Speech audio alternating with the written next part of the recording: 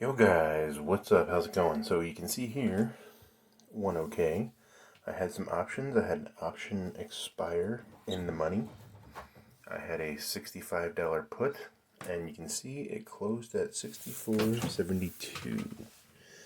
So, while I did get put the stock, it's okay. If you go back and watch those videos, I sold that option for $1.75. So I'm still in the money. I'm still making money. It's still profitable on this position.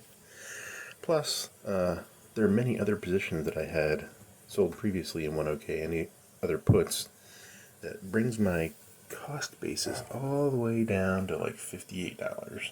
So that's pretty awesome. If you guys go check out my videos, go look at those. You can see I do have another position expiring on the monthly expiration here in November.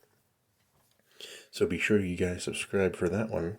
But the stock assignment I'm really good with because I want to get into the stock and moving some of my portfolio over to these dividend paying stocks.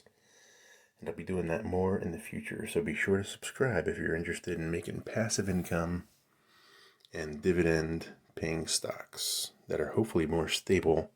If the market were to take a bit of a tumble, they'll still pay somewhat of a dividend, and they should not be impacted as much in their price.